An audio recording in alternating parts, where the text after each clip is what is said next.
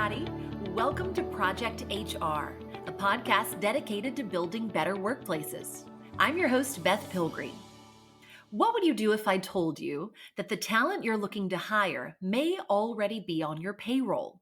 That's the idea behind a recently released book by Dr. Edie Goldberg and Kelley Steven-Waiss called The Inside Gig: How Sharing Untapped Talent Across Boundaries Unleashes Organizational Capacity.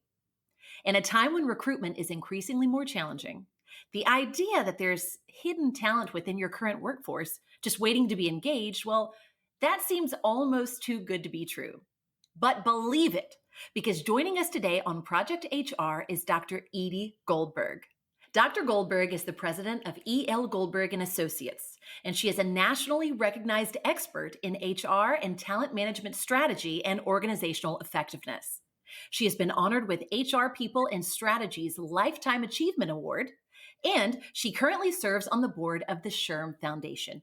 Edie, we are so glad that you could join us. Thank you so much, Beth. It's an absolute pleasure to be here. So let's set the stage here. When we talk about recruitment today, there's a lot of focus on skills and a lot of concern about skill gaps. Talent-wise, where are we today in meeting the needs of business, and where will we be in the future if we don't change our approach? Well, putting it simply, we're doing a terrible job of meeting the needs of companies. Recently, research from the Manpower Group indicated that 69% of companies in the U.S. report that they can't find the skills that they're looking for. But even if you look at those numbers globally, it's over half of the companies can't find the skills that they need. So the organization's growth potential is being limited by not being able to find or fill critical roles. That is a huge statistic. It is. It's actually quite scary. And the thing is that, that number has more than doubled in the last decade. So we've always had talent shortages, and they've kind of gone up and down over time, but we are certainly at an all-time high, particularly if we look at the last decade. Wow, that is alarming. Well, in the book, you talk about the speed at which work is evolving and how it will impact recruitment in the future. Can you connect the dots for us here? Given that the skills are changing so much, we shouldn't just be hiring people for the skills that they have today, but their ability to be flexible and adaptable. Manpower calls it learnability, Korn Ferry calls it learning agility, whatever you want to call it. We need to include an aspect of this agility in our hiring processes because people's skills that they have are going to quickly become obsolete. So we need people who can quickly pivot and change and learn and grow. I think that's a great idea, and I agree with you. I wonder how you would assess things like that. There are a lot of instruments that have become available in the marketplace to assess learning agility.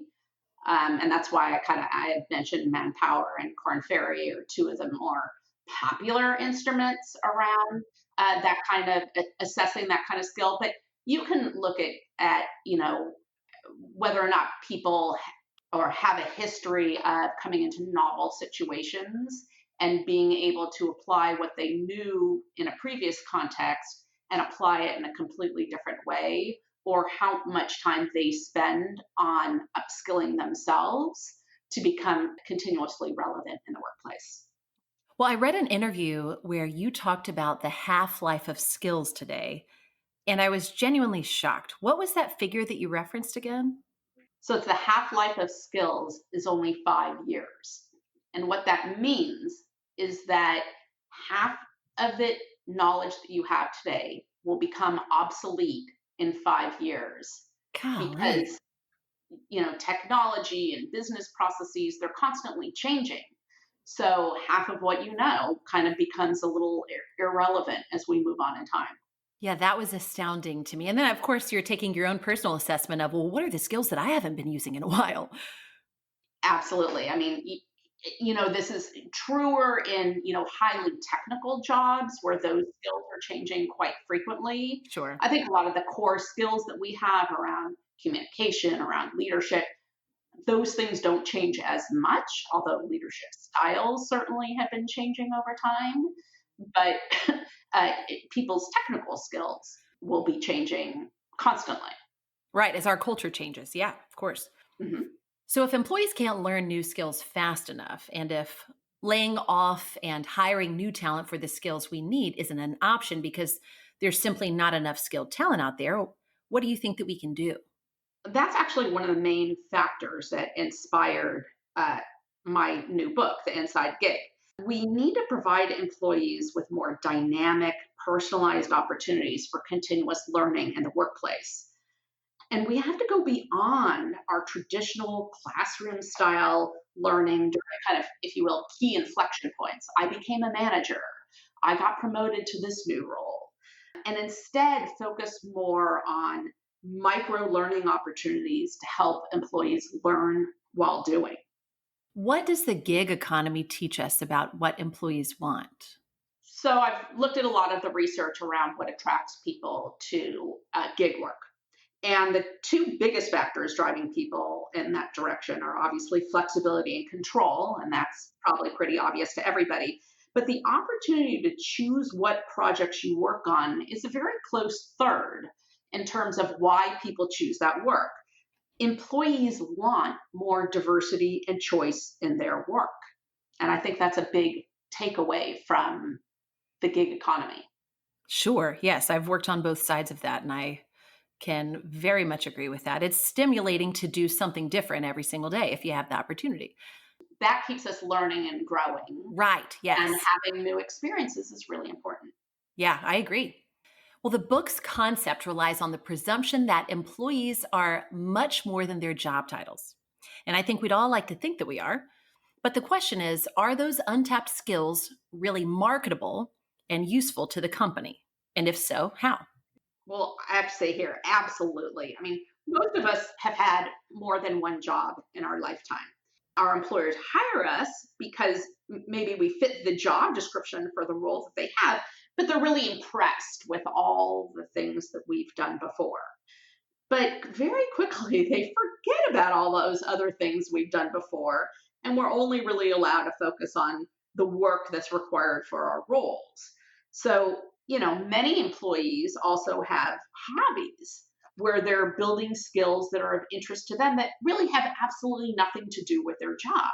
But Right. maybe those skills are needed by the company. So, for example, uh, maybe you design websites as a hobby or a side gig. And maybe there's a department within your company that needs a website designed for them, but nobody on their team has those skills, and the IT department is too busy to help them do such a small thing. And they didn't even know that you had that skill. Yeah, that skill is hidden in the workplace right now. This is great, Edie, because I'm thinking also about my friends who work corporate jobs, but also they have a woodworking business or, they paint on the side. And these are all micro businesses within what they would call their full time job, but they can be utilized surely in some way.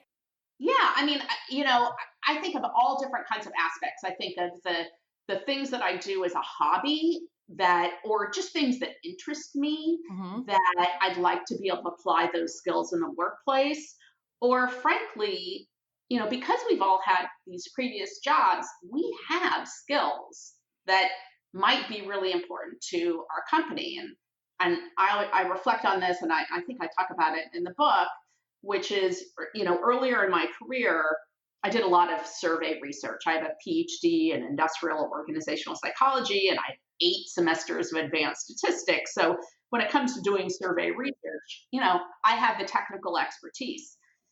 But earlier in my career, I worked for a large global consulting firm, and they had started to grow a survey practice.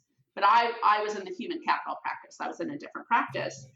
And they didn't have a lot of talent in the beginning in the West region to do this work. So they would fly people from the East Coast to do What? projects in my backyard. But I totally could have done that work. And I think what's more important, I would have loved to have done that kind of work because I love research. But nobody asked me, and I wasn't allowed to do it.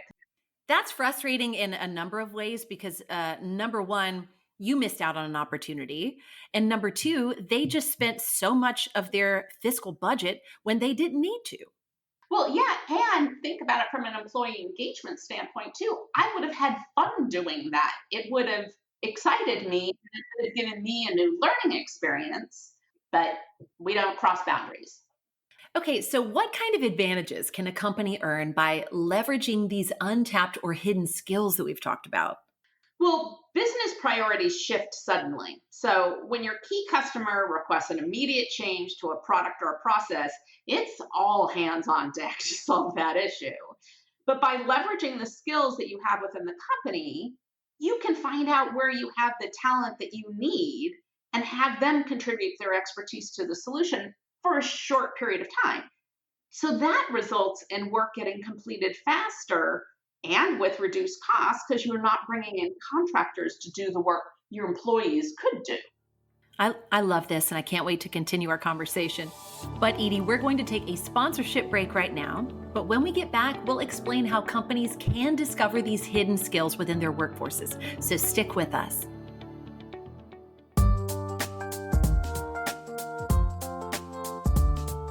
Are you working to build an employee relations dream team? I've got an in-depth guide that provides the same roadmap used by employers of choice across the country. It reveals the 3 functional areas you must address before you begin building your dream team, gives you detailed job descriptions, and key performance indicators that will make your team a trusted part of top management. Get inspired and meet the needs of your company with this masterful guide to building your employee relations dream team. Download it at unionproof.com/build an employee relations dream team.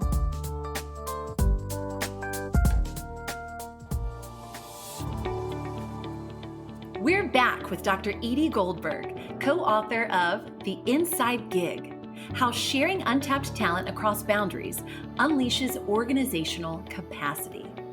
Edie, early on in the book, you pose a question that really zeroes in on the heart of this discussion. You wonder how many HR executives might actually be capable of providing an accurate inventory of the talent present in their organizations. And I'm guessing the answer to that is maybe 0 in your opinion, as of right now? You have that right. Most of our human capital management systems categorize people by their job title and not by their skills. And worse yet, we let most people customize their job titles. So they're not a sales rep, but they're a wine sales rep, or they're a fine wine sales rep. So making what everybody does completely incomparable. But putting job titles aside, we don't know what skills our employees have. Certainly nothing beyond the skills required to do their job. And as I already established, we are much more than our current job.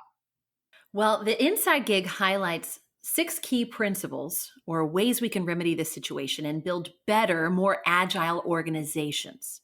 Now, without giving away too much, can you share some of these principles with us? You get what you give is about talent sharing across boundaries as a better way to optimize your organization resources. Number 2, know what you have is what we've just been talking about. It's about establishing an accurate inventory of the skills that you have within the company. Principle number 3 is create a learning organization, and that's about the importance of continuous learning given the half-life of skills that we already discussed. Number 4 is democratize the work, and that's about making these internal gig opportunities transparent and equal to everybody, equal access for everybody. Often today, only those people who are politically connected get to work on those cool or their side gigs. Mm-hmm. So democratize the work is about making those available to everybody based on their skills, not who they know. Number 5 is create an agile organization. And that's about breaking down our organization hierarchies and structures to allow teams to form, expand, and contract as needed, and then dissolve when they're no longer necessary. So it's a more fluid approach to working. And lastly, we have bust the functional silos, which is an expansion of being agile because it's about letting people work across organizational boundaries to add value where they can, regardless of their current role or department. Also, today's work is so complex that often multidisciplinary teams are needed to develop the best solution to our problem. So getting out of our silos is really important for solving complex business problems today. Oh, 100%. And the more you diversify and learn about the diversity that your team already has, I feel like you're going to have such a more of a well-rounded conclusion of whatever it is that you're trying to solve as a team anyway, because you know the skills that everybody's bringing to the table. Exactly. Well, earlier we talked about the benefits of this new talent operating model for businesses. How does that benefit the employee? Well, employees want to be challenged and they want to continuously learn and grow. I mean, we talked about that earlier. So, it's often said that it's easier to get a job in a different company, a new job in a different company, than it is to take on a new role in a different department within your own company, right? So the inside gig helps facilitate learning and career exploration and building relationships in other parts of the business. Okay, well, I think it's important to mention that this model also addresses the concept of reskilling, but it does so in a more forward thinking way than we have in the past. Reskilling employees, as you say, for the future of work. Can you tell us a little more about that? So let me do this through an example. And it's an example that we talk about in the book. Cisco Systems recently shifted from being a server-based company to a cloud-based company. So obviously, the skills within the organization needed to dramatically change because those are completely different skill sets. So they wanted to use micro learning opportunities to help people to learn and grow in these new skills that were of growing importance to the organization. So the first thing that they had to do was know what they have. They had to understand what skills people had in the organization. And that way they could understand who had some of the foundational skills that they needed that would help them to reskill those people in this new skill set for the future of the organization. And then they could let people work on short-term projects while they were staying in their current job so that they could start to grow this new skill set or reskill themselves by being exposed to that type of work and working alongside other people who had deeper skills than them. So they were kind of learning while doing. So that's one of the key ideas behind the inside gig is that if we can give people micro learning opportunities by letting them opt into projects where they can learn new things, particularly in areas of growing importance to the organization, we can help our employees grow while we're still running the ship of the organization. Well, it seems like it's giving every party involved an opportunity to benefit not only themselves by growing, but their team. It just all sounds great. But I'm curious as to if there's a percentage that would just rather keep doing what they're doing, or if people are really more stimulated by these new opportunities that they could have within their companies. Research came out of Accenture, I believe it was, recently, that showed that managers or companies significantly underestimate their employees' willingness and desire to learn and grow new skills. And it's even kind of an exponential factor for millennials who kind of know about this half-life of skills issue, and they know they need to be constantly learning and growing. Yeah. And so our companies underestimate people's willingness to learn and grow, whereas most employees understand that for them to remain essential in the workplace, that they do need to constantly learn and grow. So it's not really an issue, but our companies think people are less willing than they actually are. Edie, it's time now for a very quick break, but we'll be right back after this. You're listening to the Project HR podcast. I'm your host, Beth Pilgreen, and our guest today is Dr. Edie Goldberg, co-author of The Inside Gig, how sharing untapped talent across boundaries unleashes organizational capacity. We are back. Edie, in the Inside Gig, you say we should consider skill assets in the same way we consider capital assets, something a company can leverage for greater success and competitive advantage. Why haven't we been doing this all along? And how would a company go about changing that? So before I said we really don't have an accurate inventory of the skills that we have Right. because we only have maybe an inventory of people's job titles. So that's why we haven't been doing it in the past. But we have technology available to us today that allows an organization to really inventory the skills within their organization. And different companies go about doing this differently, but think about everybody's LinkedIn profile, right? Most of us are updating our skills in our LinkedIn profile. And I might even argue that our LinkedIn profiles are a more accurate description of the skills that we have than perhaps what our company's human capital management systems have. Yeah. But you could let people import those as kind of a starting place and then encourage employees to update and keep those skills kind of current and fresh. So as they're learning on the job, they're adding to those skills databases. But it's really important to get that as a foundation so that you can understand how to leverage the talent that you already have within your organization. That's how you find the hidden skills. Are there any other ideas of how a company can go about changing this? So we've got being more detailed on our LinkedIn profiles. Is there anything else that you would recommend for those that are listening? Well, a lot of companies and some human capital management systems do allow for a skills inventory. So, companies are asking their employees to put in their skill sets. That's another way of doing it.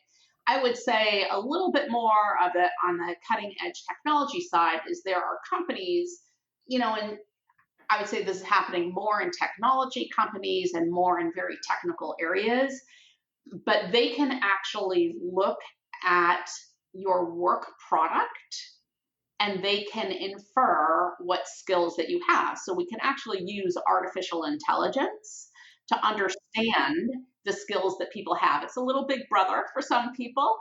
So a lot of people, may or may not like that approach, but we certainly have the capability, the technology, to be able to uncover the skills that people have, maybe even skills that they don't know that they have, but we can tell from their work.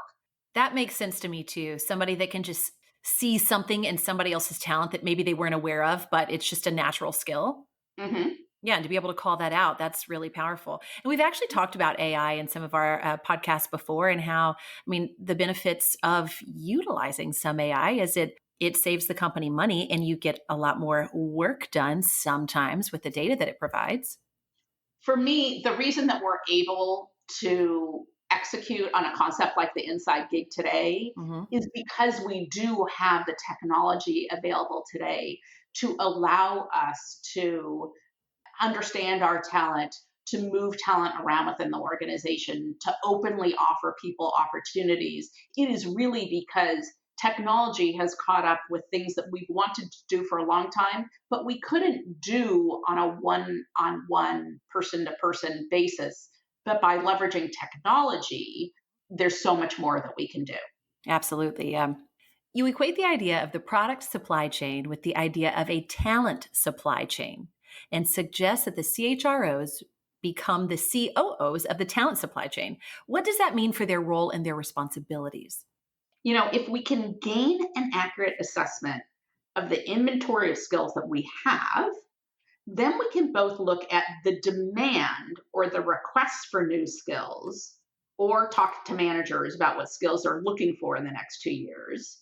And this way, we can assess the supply that we have, the inventory of talent we have, and the demand to understand what our skill gaps are. And with that information, you can then develop strategies for how to develop those skills that are in high demand within your organization. So it's really about monitoring your inventory of skills, Yeah. knowing where you have a gap, and then creating strategies to help close that gap. Okay, well, I'd love to talk about some of the case studies in your book. Would you be willing to share some of those with us here today? Sure. Well, the Cisco example that I gave from you is a case study that is in the book, but let me give you a different one. And it's actually from my co author's company. My co author, Kelley Steven-Waiss, was the chief HR officer for Here Technologies.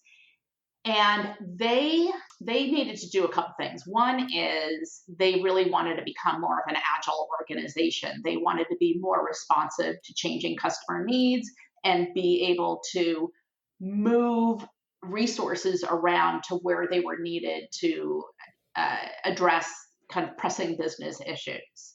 So that was number one. Number two also is that, technology in their arena was changing, and they knew that they needed to find a way to more continuously upskill and reskill their employees.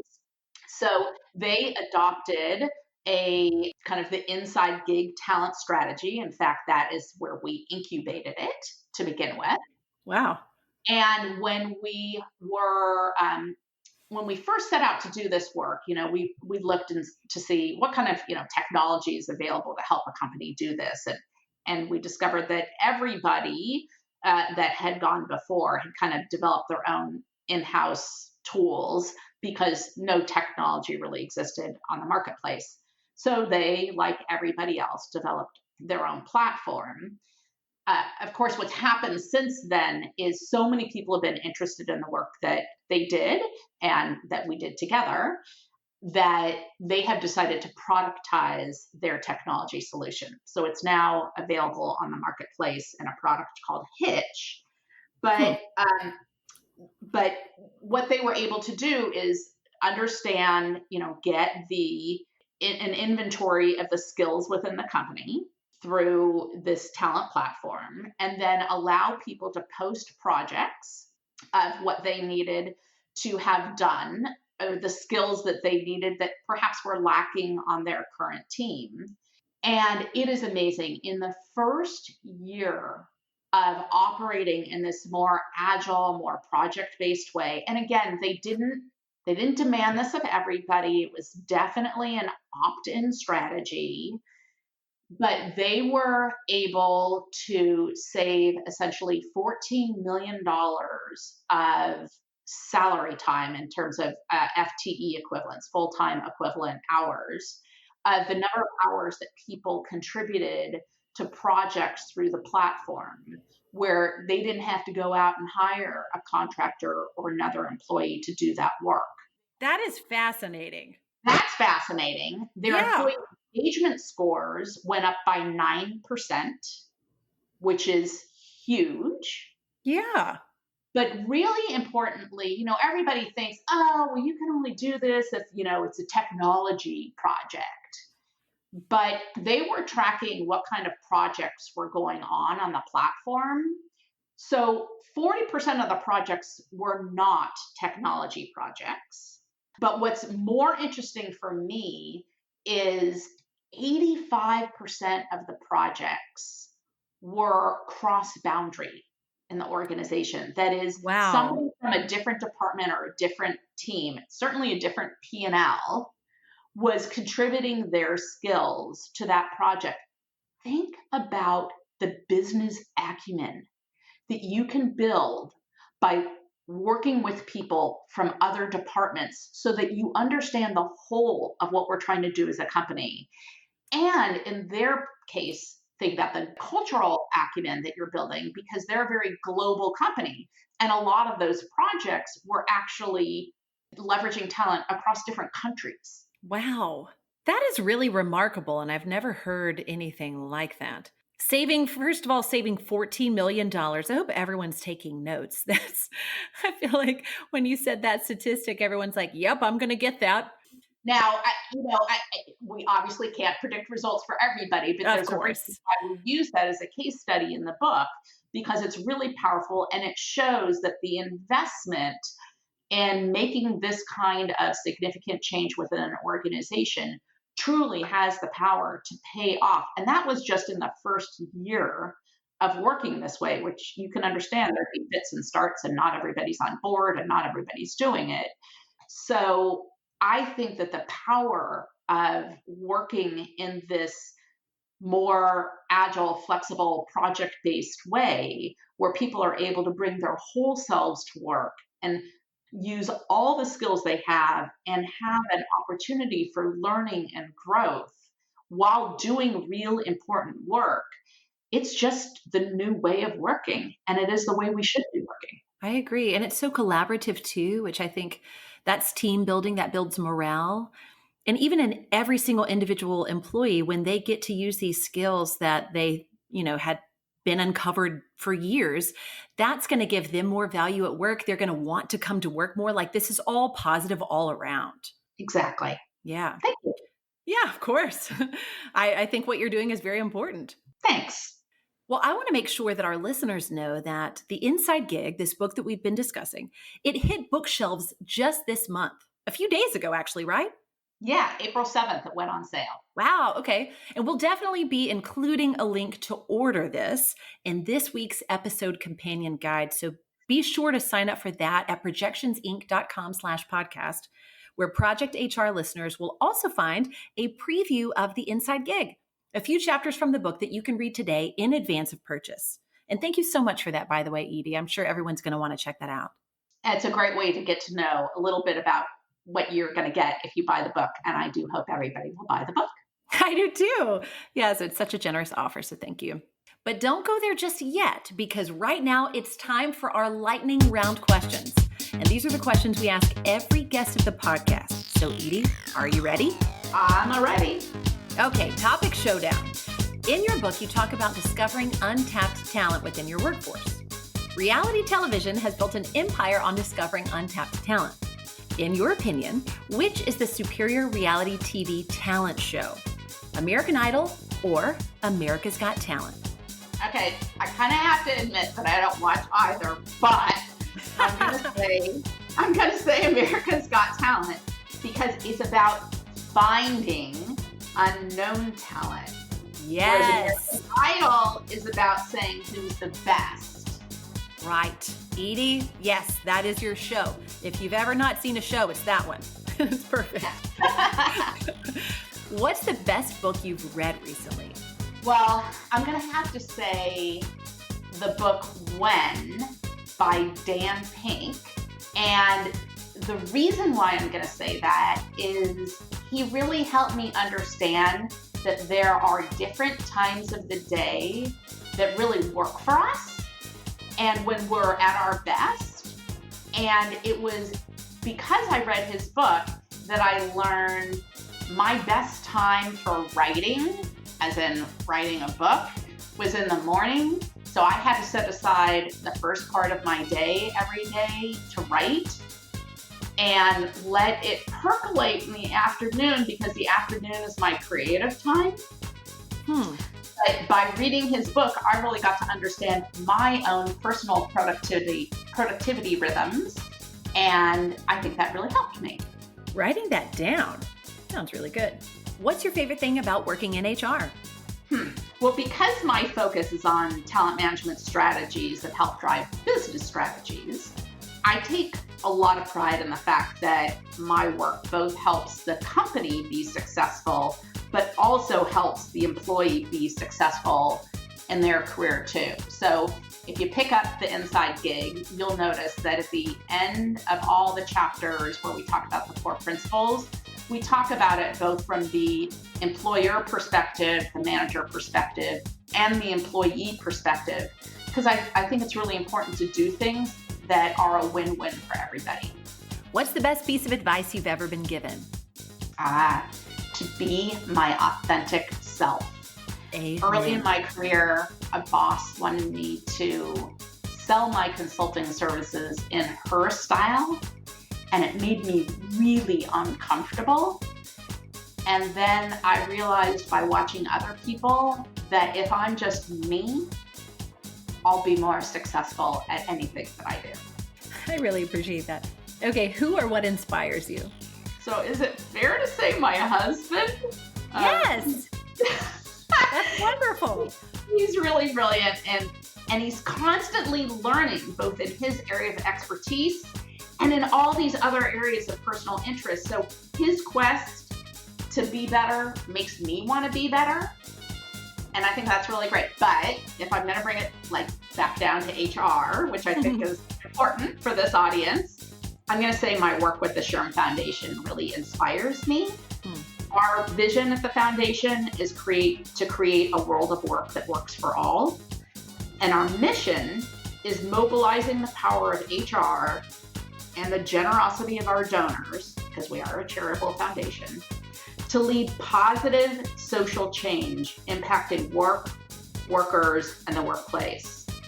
And so while our foundation team has been really busy putting together programs to execute on our mission, in light of the recent COVID-19 crisis, they made a really fast pivot, and they acquired funding and put together a back to work fund to create programming for employee assistance, resources for employees that needs reskilling and upskilling in the face of job loss, and continuing our focus on getting untapped pools of talent back to work.